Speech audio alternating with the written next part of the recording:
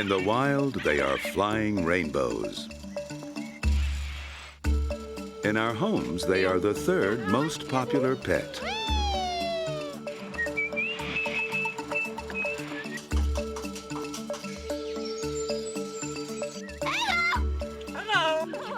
Part of their charm is that they love attention.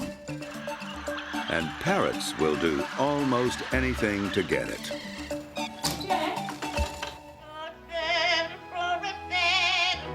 Our singing star is Flo, a yellow-naped Amazon parrot who lives here in New York City.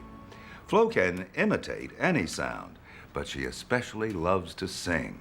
Anything from grand opera to her new favorite, Aretha Franklin. But parrots are much more than mere mimics. Believe it or not, their intelligence has been compared to chimps and dolphins. But they go one step further. They talk to us in our own language. I love you.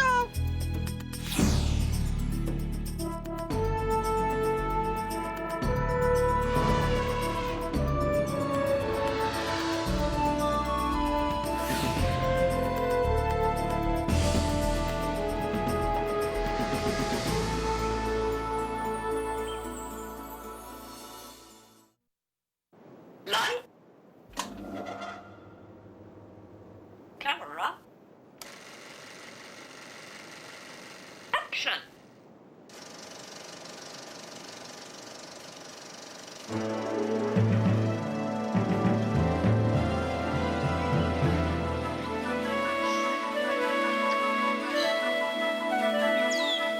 Parrots have fascinated people for a very long time. But what's so special about a parrot? To answer that, you need to examine their lives as pets and in the wild.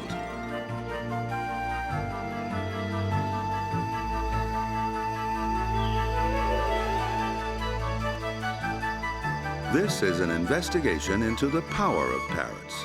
For evidence, we'll call on science, pet owners, and parrots themselves.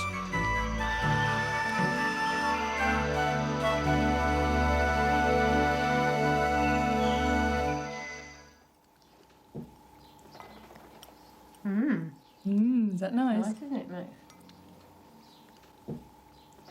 More than 8 million parrots share their lives with humans.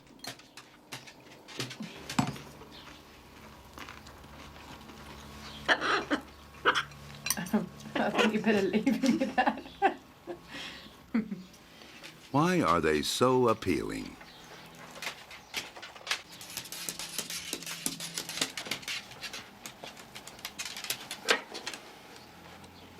Every owner will have his or her own answer, but on one thing they'd have to agree. Parrots add color to their lives. You're dropping it all, disgusting bird.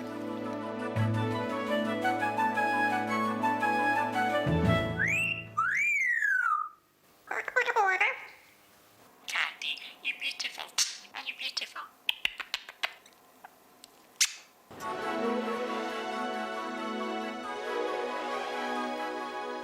Parrots come in a dazzling array of vivid hues, all the colors of the rainbow.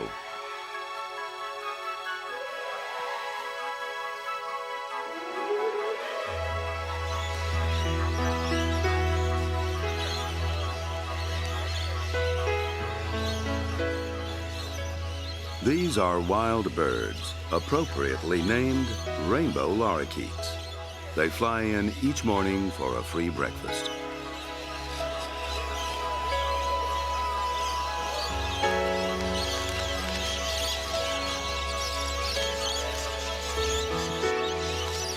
The spectacle of these dazzling birds attracts over 500,000 visitors each year to Currumbin Sanctuary in Australia.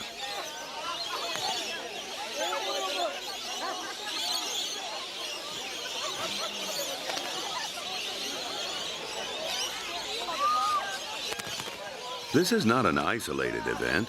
Wherever parrots and people meet, these resplendent birds delight our senses and charm their way into our hearts.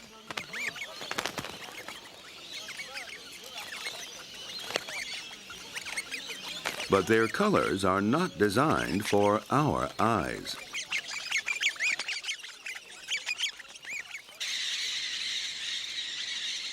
There are over 300 species of parrots in the world. The majority come in one basic color, green. In the wild, this acts as camouflage, helping them blend into the leafy treetops.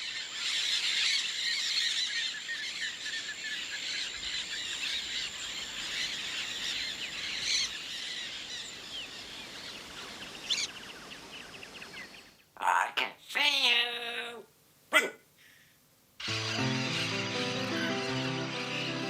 Their vivid green plumage makes parrots nearly invisible in the forest.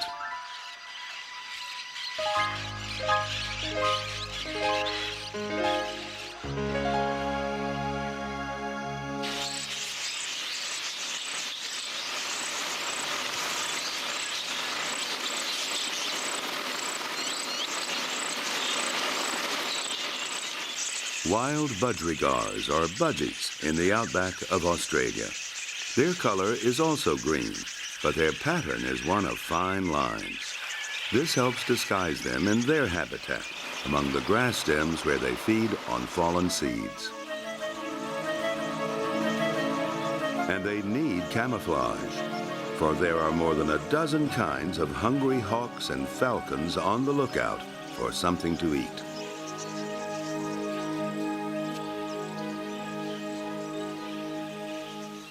Traveling in such large flocks is another protective measure.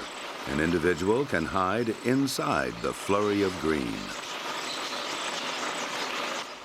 The kea lives in New Zealand, where green is also the best color for blending in. But it has other colors in reserve. The flash of bright underwings acts as a signal, keeping the birds together as they fly over their vast domain. This is color for communication. Both male and female keas have the same plumage, but that's not always the case.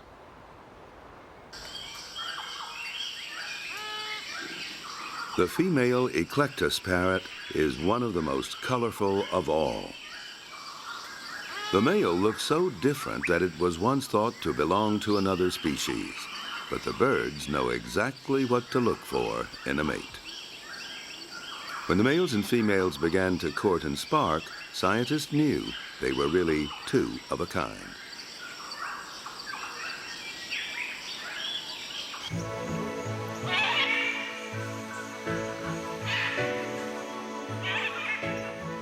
These magnificent macaws of the South American rainforests use color in yet another way. Unlike the eclectus pair, both male and female look alike.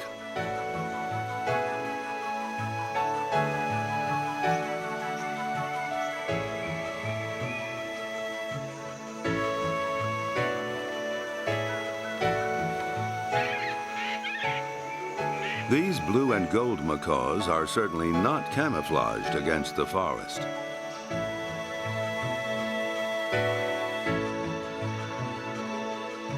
But they are dull in comparison to this magnificent bird. Scarlet macaws seem to define the very opposite of the word camouflage.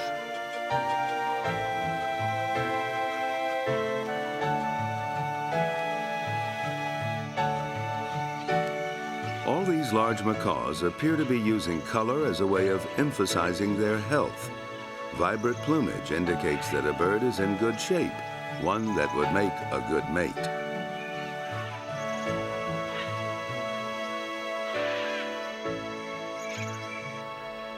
The older the birds are, the more intense the colors become. Plumage, therefore, can be a sign of experience, a quality which is important when choosing a partner.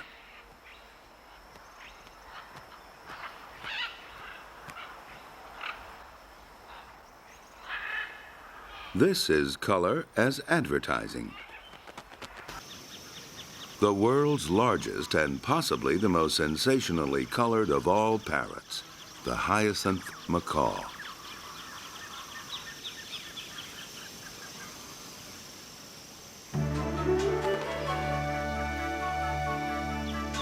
These beautiful and rare birds live in the wooded grasslands of Brazil.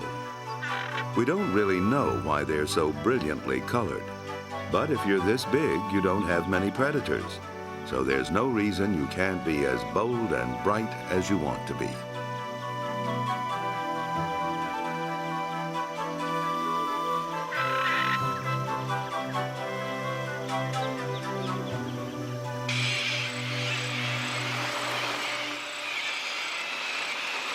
White cockatoos aren't hiding themselves either. They may not be bright blue or red, but they are quite striking in their own way. Like the macaws, they have no camouflage, but they are concealed by other means. They live in enormous flocks, a confusing mass for any predator.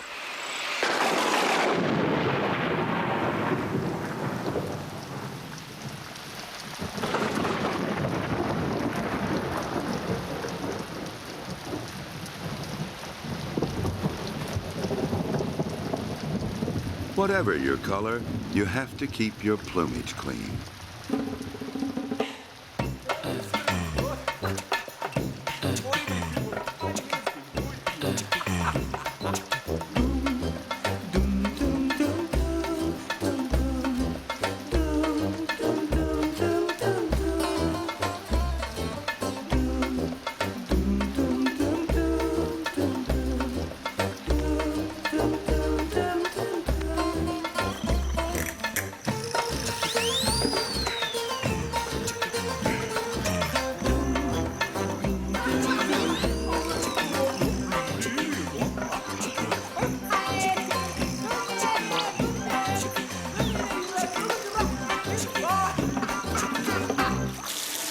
Color is only one reason we love parrots. Another, of course, is that they love us.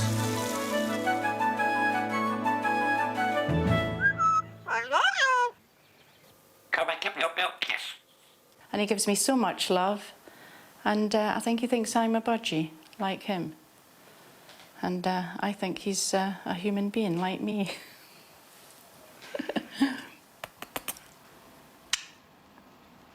Daddy wants some trouble. It's like having another person in the house, except it has feathers.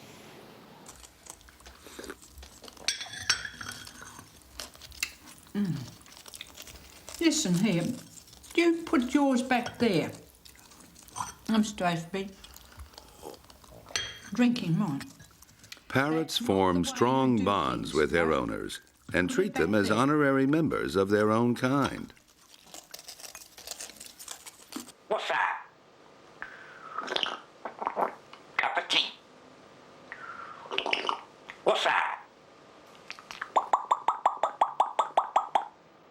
He talked to me a lot, and I think he throws all his love out to me now. I think it's because he loves me so much. I think that's why I like him so much, really, because he likes me.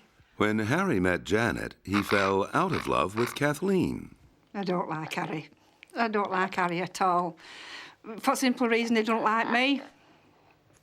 Watch. See, I can't even get near him, look. This is what I get as soon as I go near him. See?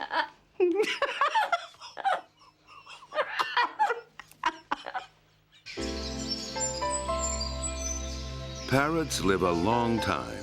Some species can survive for 70 years or more, and they tend to mate for life, though they may have an affair or two on the side. It's this ability to form long-lasting relationships which makes them so endearing to us, because their love life seems to mirror our own. The bond between male and female is strong. Grooming each other and snuggling together help to reinforce the relationship. As an added bonus, those feathers that are so impossible to reach finally get cleaned. I think what she's really after is she's after preening. And as you see, I wear a beard, and I suppose beards and feathers are not that dissimilar to a parrot.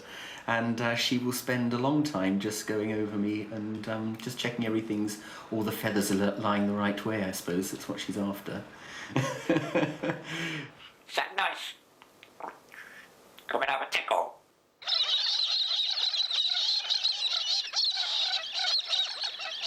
Tickle, tickle.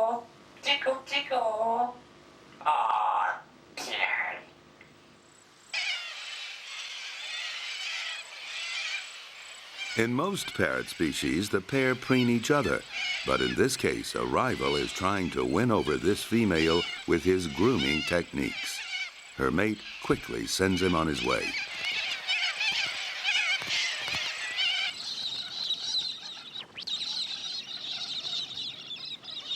Most socializing takes place in the evening.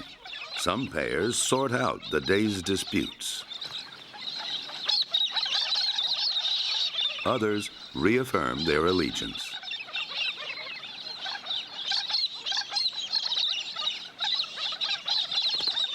After a pair is bonded, they begin the difficult process of raising a family.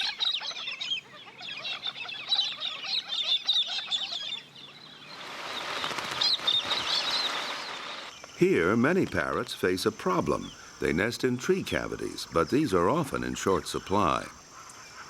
This is especially true for the larger species, like this hyacinth macaw, because big holes are even harder to find. Even if they're not ready to nest yet, once they've found a cavity large enough to raise the next generation, they'll return every day throughout the year to make sure that no one else has moved in. Palm cockatoos defend their precious hole from envious neighbors by displays, calls, and by tapping on a hollow tree stump. It's a proclamation of ownership.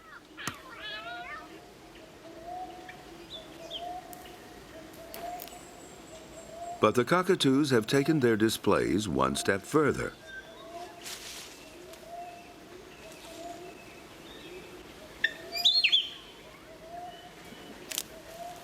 They've invented a means of amplifying their claims.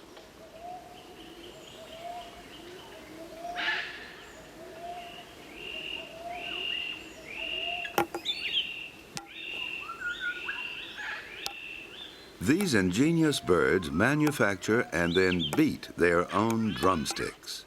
The message for other cockatoos is loud and clear.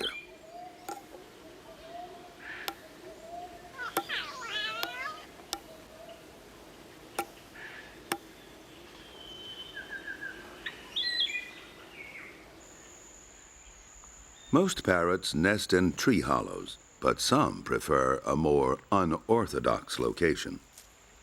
This Jaraboo stork has worked hard to build its huge nest, and these monk parakeets take full advantage of this spacious real estate. They've become tenants in the Jaraboo's towering nest. They've built their own basement apartment.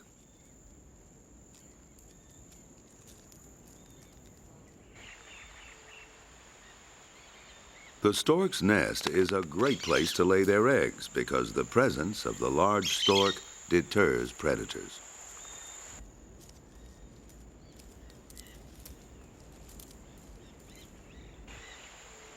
But this story is an exception to the rule. The birthplace of most parrots is in a tree hollow.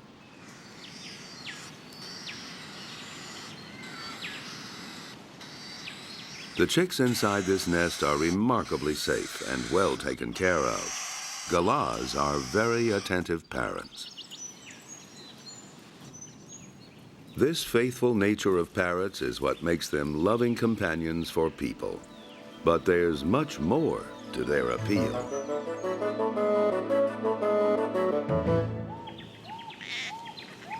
Let's face it, parrots are simply fun to look at. It's not just the colors, but the whole package. Big round heads, beautiful eyes, soft feathers, and their amazing claw and eye coordination. Their bill is an incredible tool designed for cracking open seeds. The upper part holds the seed, while the lower part chisels away at the hard shell.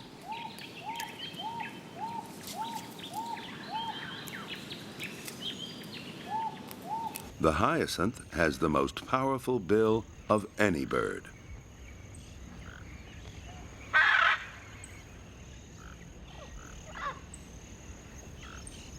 If there's a tough nut to crack, this is one of the few birds that can do the job. The force behind this huge bill comes from powerful jaw muscles, which require a massive skull for support. This macaw is a specialized feeder, eating nuts from just 2 kinds of palms. But these are some of the hardest nuts in the world.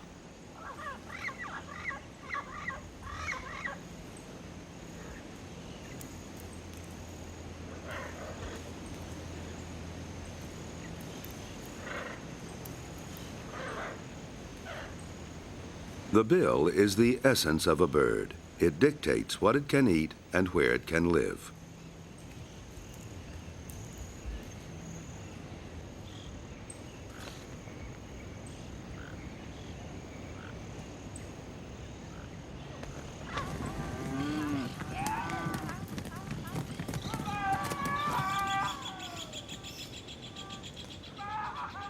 While the hyacinth can feed on one type of palm nut by itself, it depends on a surprising ally to eat the other, cattle.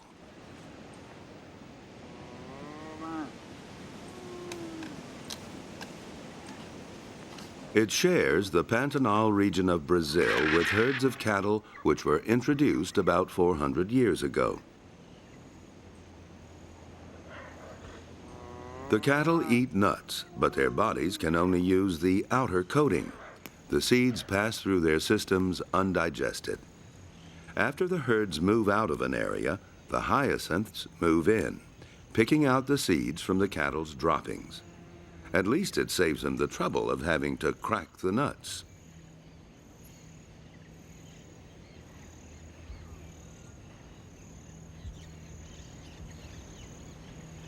This is a lazy bird's way of gathering seeds.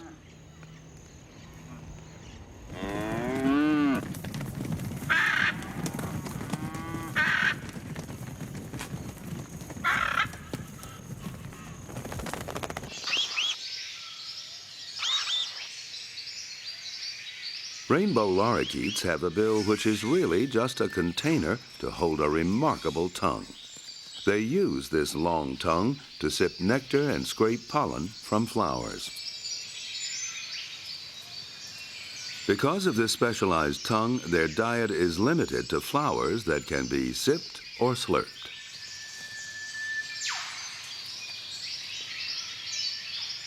In complete contrast, these macaws are true generalists. They feed on hundreds of different trees. Their problem is finding food, because many trees in the rainforest do not produce fruit in any predictable pattern. The macaws have to search far and wide to find their next meal. Once found, the huge bill quickly gets the job done, aided by a foot that acts more like a hand. Parrots have to solve a variety of problems in their complex forest world. They are highly intelligent birds. That much is obvious to even the casual observer. But just how intelligent are they? For that answer, it helps to look at them in another environment.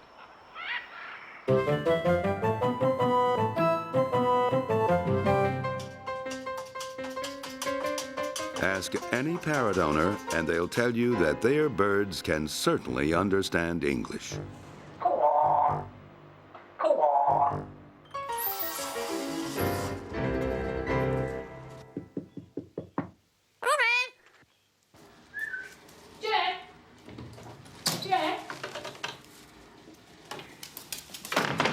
Hello, darling. Do you want your potty? Mm.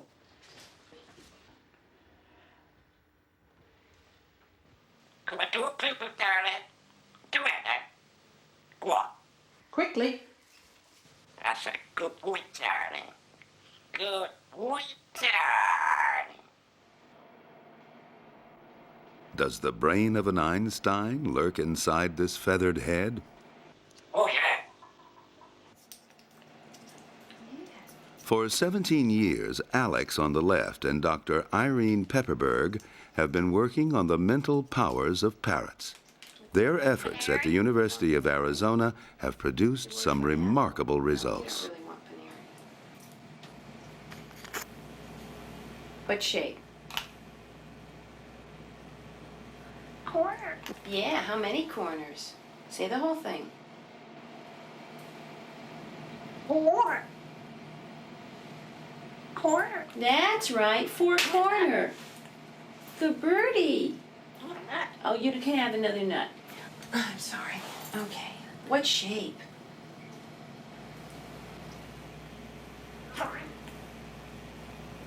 Corner. That's right, three corner. That's a good boy.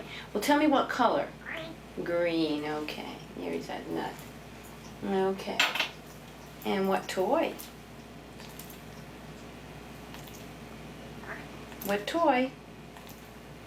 Truck. Truck. You're a good boy. Okay. All right, let's do something a little bit more difficult.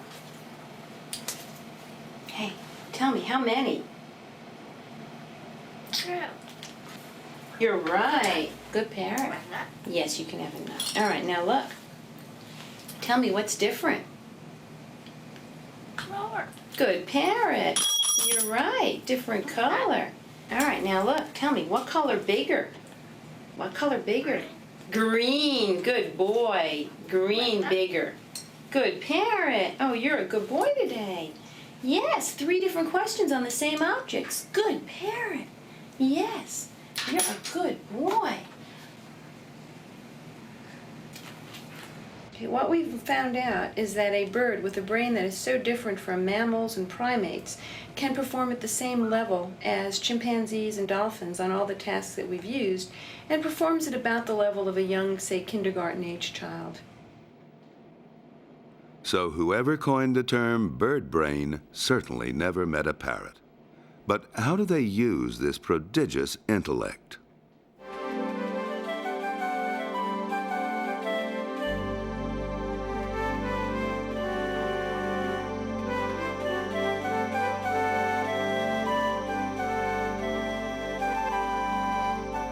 The rainforest is a hard place to make a living. Just as birds have evolved with adaptations for eating plants, plants have evolved with ways to stop them. Many plants have laced their seeds with poison. But some parrots have found a way to have their plants and eat them too.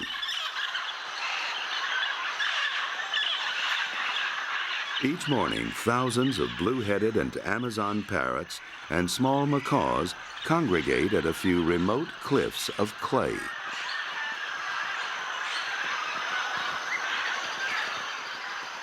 They're not here to socialize. It's too dangerous to be on the ground. The birds have come to eat the clay. No one really knows exactly why the parrots do this, but it's possible that the clay contains chemicals that neutralize the toxins in the seeds they eat.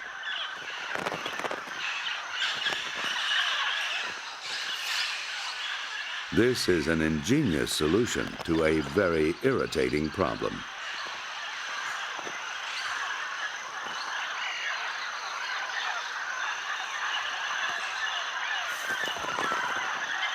The small parrots always come first to the cliff. After they've fed for an hour or so, the big macaws arrive.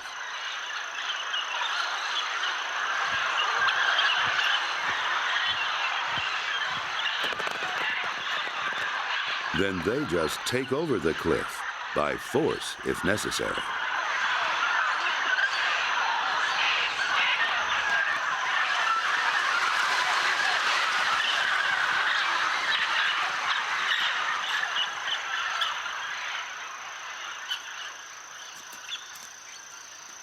If parrots were not smart enough to solve the tricky problems posed by the Amazon rainforest, it's unlikely they could survive here at all.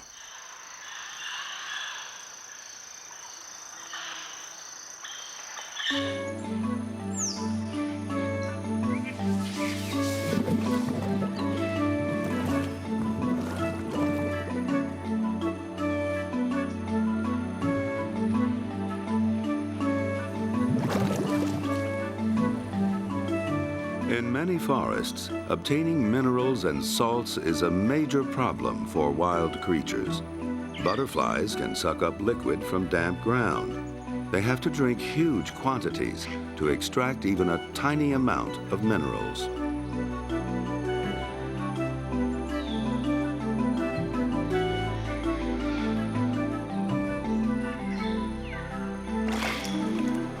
Forest elephants have to do the same on their own grand scale. They also dig underground to reach the salt-rich soil below. In West Africa, they use their strength and numbers to create clearings deep in the forest. The pits they dig fill with salty water, good for drinking and for playing.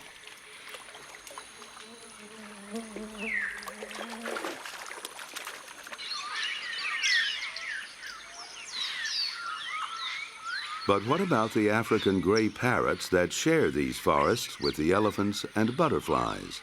How do they get their daily dose of minerals?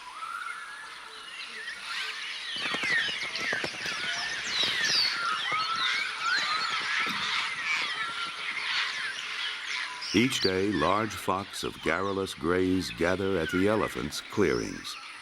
They feel more secure in the treetops, so they circle cautiously, checking for danger on the ground.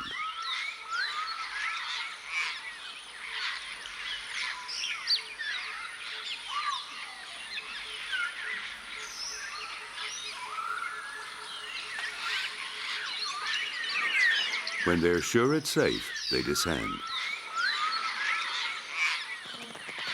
Here, carefully watching out for elephant feet, they feed on special plants which grow in salty soil. The salt from the soil is stored in their leaves, a convenient package of mineral supplements for the parrots.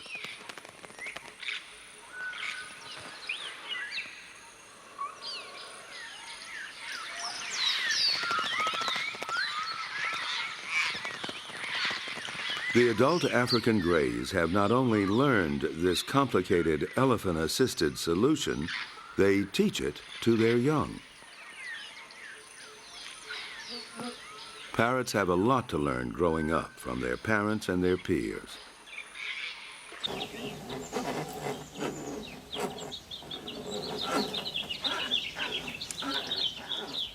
Noel Snyder has a finishing school for parrots. He's raising some endangered thick-billed parrots in the hope of releasing them into the wild. You would think that eating would come naturally, but these captive-raised birds are struggling to get the hang of it. The skills involved in eating pine nuts only developed through months of trial and error.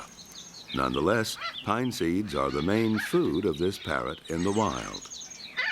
Thick-billed parrots once lived in the Chiricahua Mountains of Arizona, but they were hunted out a long time ago. Snyder's goal is to re-establish the species here, but he can't release captive-reared birds until they learn what and how to eat. Snyder's school teaches the birds important survival skills. For some of these classes, he uses role models, wild-caught birds from Mexico. In part, the others can learn by observing these streetwise individuals.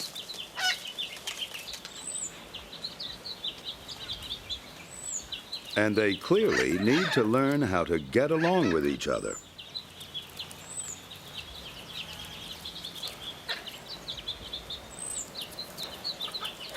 The birds are very curious about the pine cones and make repeated attempts to get the seeds out. While the novices fumble, the experts show them the proper way to eat.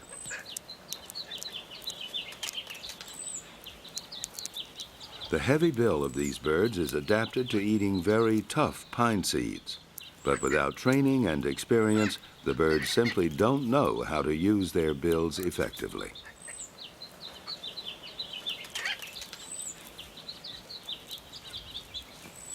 Once they learn how to feed on the cones, advanced lessons will focus on snipping the cones off branches without dropping them, an even more difficult skill.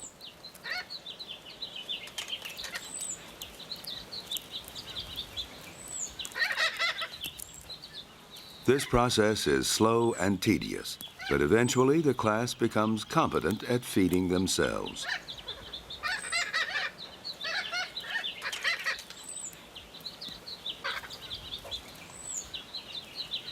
For the next lesson, Snyder calls on a Harris hawk. This time he's trying to enhance the parrot's abilities to recognize danger.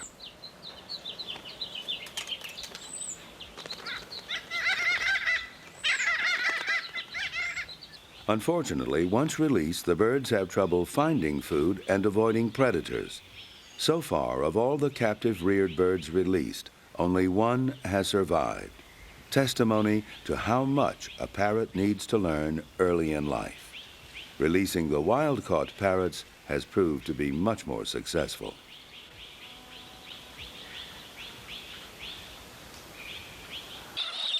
Sometimes parrots are too smart for their own good. Australia has been at war with these for more than 30 years. In the 1960s, galahs learned how to rip open the seams of grain sacks, releasing a bounty of stolen goods. The farmers retaliated by building galah-proof grain silos, so the birds changed their tactics too. Now they fed on the grain spilled on the farmers' property. In the 1970s, the farmers sealed their trailers so there'd be no more spillage. For a while, the thieves had to go elsewhere, but not for long. In the 1980s, the farmers wanted to fatten their cattle and now began feeding them more grain, spreading it onto their fields. And the birds invited themselves to the feast. They had such an abundance of food, there was a population explosion, which is still the case today.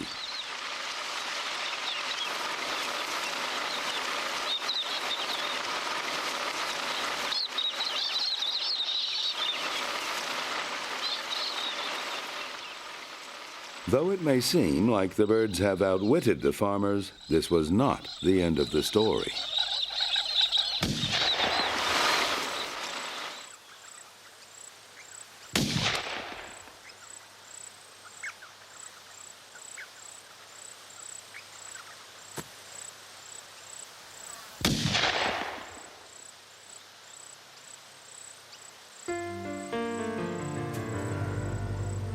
It's a shame there's so many of these birds around this year. These galahs are going to eat my crop. I've got to do something about it. And if I don't shoot a few to frighten them away, I'm going to lose a fair bit. The drought's bad enough without these bastards eating up the profits. They're wonderful birds, but they make a hell of a mess of my crop.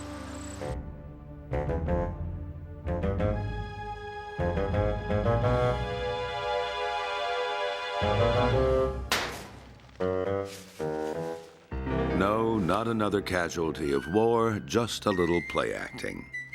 Playfulness is one of a parrot's most delightful attributes.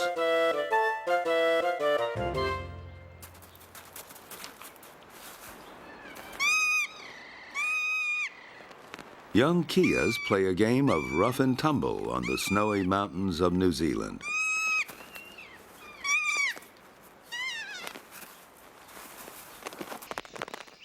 And these rainbow lorikeets have the same idea.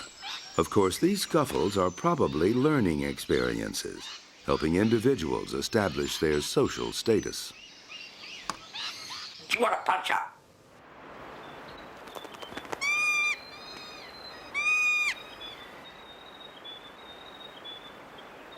Come on. What?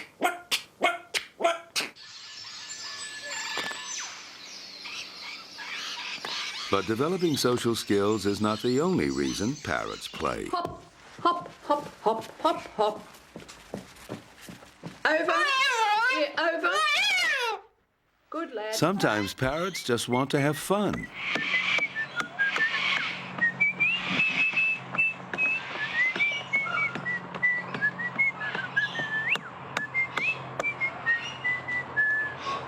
Clever boy. Hey. Here. Here. Here, darling. Here. Here. Here. Here, darling. Here. Here. Yeah, that's good. Yeah, very good. Yep. Yeah, you missed it. You missed it. Afternoon acrobatics can be simply pure enjoyment for these intelligent, sociable animals. This behavior is strikingly similar to that of primates.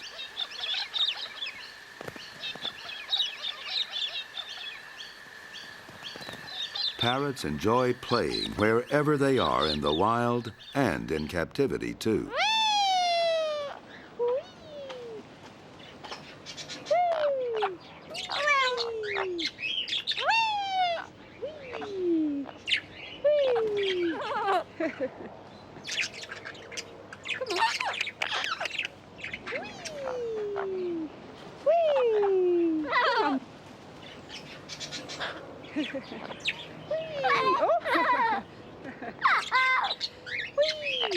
Come on then. Come on, love. Come on, time to go. But playful enthusiasm can easily degenerate into naughtiness. Bad bird. Bad bird. Now leave it alone. Jack, leave it alone. Now don't. That's right. Now don't do it. Leave it. Jack. That's right. Don't do it. Now leave them alone. Just leave it. Oh, oh. You're a naughty bad boy, Jack. Don't do it. Go on. Jack, get out now. Go on, Jack. Let go. Listen. Yes, thank you, sweetheart. Give us a kiss. Okay. Naughty boy. They need constant watching. You need to be, as with any mischievous children, 2 or 3 steps ahead of them all the time. Well, parrots are perpetual toddlers, really. Toddlers you can put things out of the reach of, but these are toddlers with wings, and they are really into everything. What you done? What you done?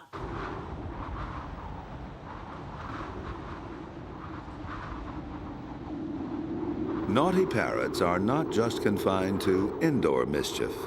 In New Zealand, there are wicked wild parrots.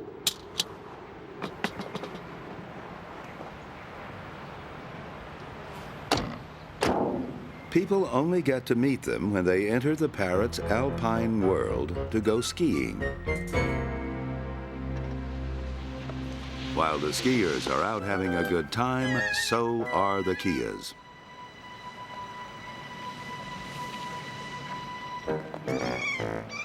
These are adolescent birds. They form a sort of teenage gang just looking for trouble, trashing everything they can get their beaks on.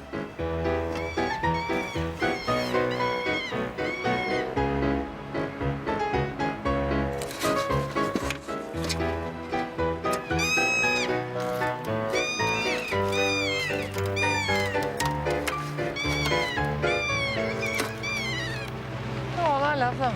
They're great. Beautiful birds. And I love the colour under their wings. These are lovable rogues with a taste for rubber.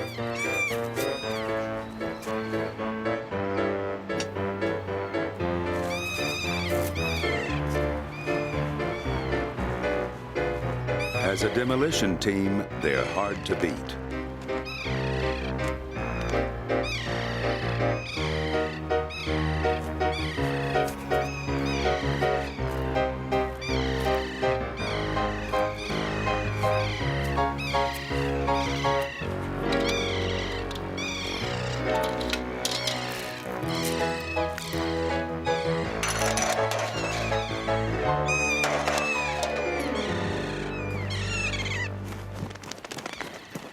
Destructiveness may just be a game for the kias, but for many captive parrots, it's a sign of boredom, and boredom can lead to madness. At Tony Van Meegen's Parrot Refuge in Holland, they receive 250 problem parrots a year.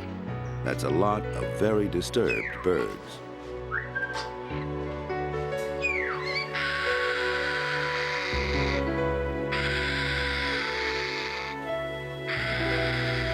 These parrots have been caged up for long periods, alone and unloved. A terrible mental torture for these intelligent and sociable birds.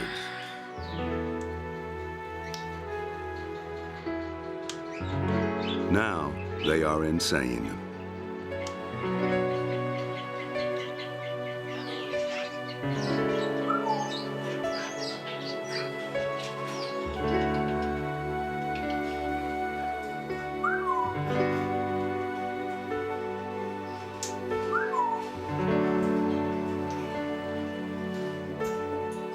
Many repeat the same movements over and over or inflict wounds upon themselves.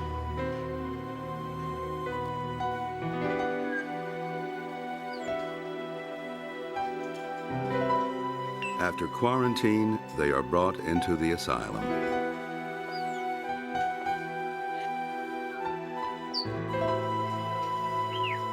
The aim is to give these casualties of human indifference as normal a life as possible.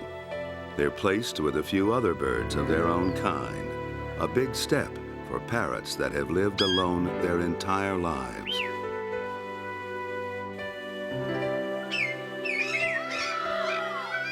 After 6 months, the birds are moved to these large outdoor aviaries.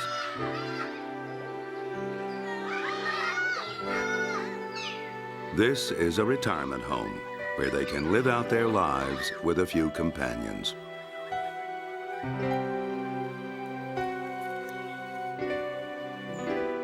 Most of the parrots respond well to this type of therapy, but for some, it's too late. These birds have pulled their own feathers out and will probably never recover from a life of neglect.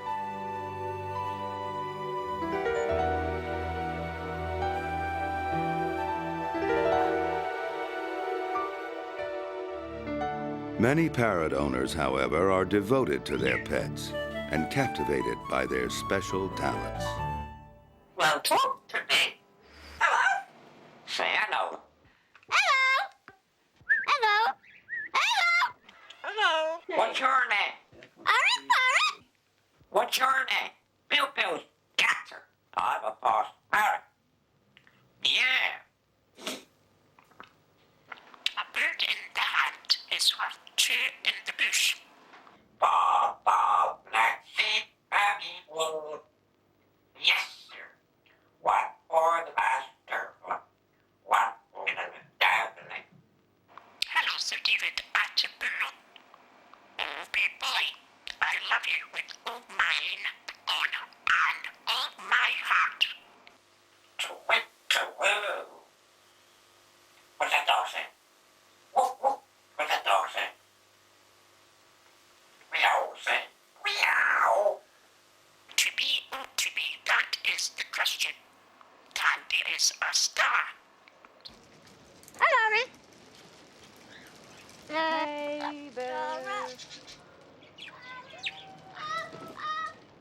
In the wild, parrots learn their calls from other parrots, so it's not surprising that pet parrots learn to talk like their human companions. But they don't just talk.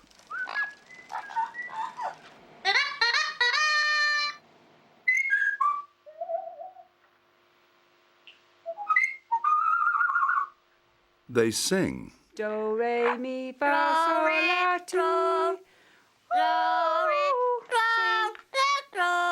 That's it. Neighbours. Everybody needs good neighbours. Do, re, mi, fa, sol, la, ti, do. Good heavens! What a noise!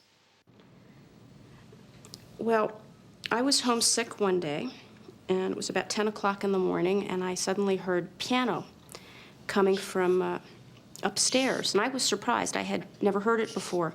And Flo was not surprised, and she suddenly fluffed up all her feathers. She got very excited, and then I heard a soprano singing. She was singing warm-ups, arpeggios, and Flo started to sing arpeggios with her. So the two of them were doing scales all morning.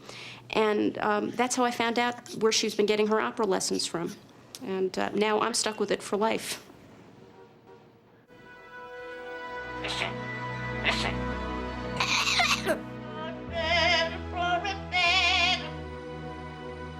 Some even make up their own songs, including lyrics only they can understand.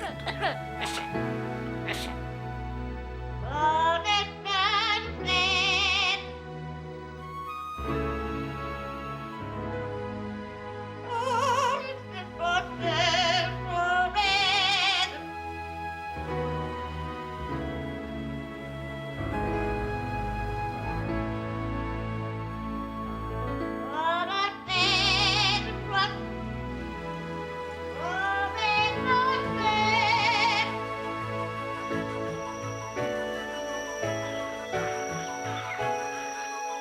Parrots are very special birds. Their color, their personality, their intelligence, their playfulness, all these qualities make them good pets.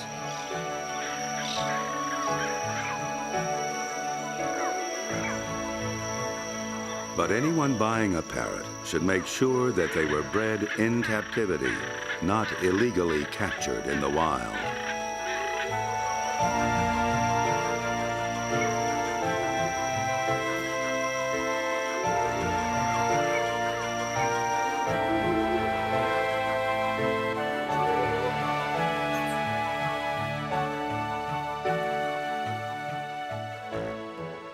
Owning a parrot is very demanding, but if you can offer it a lifetime of love, you will get the same in return.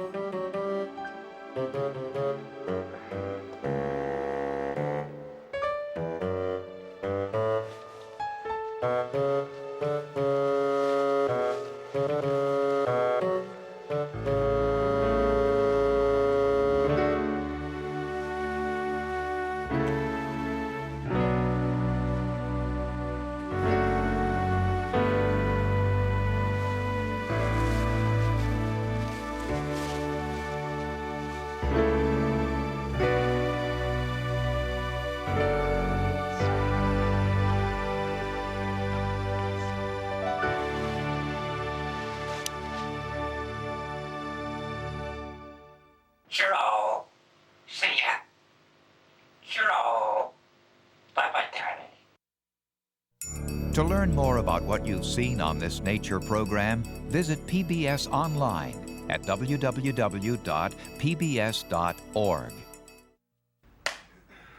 Oh, yes, sir. Flo is dancing beautifully. Flo is dancing beautifully. Hi, Flo. They talk to us in our own language when they're not dancing. Right, Flo?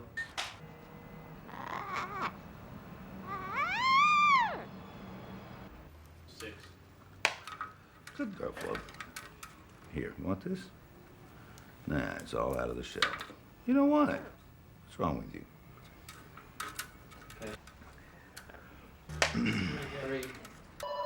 Hello? Hello?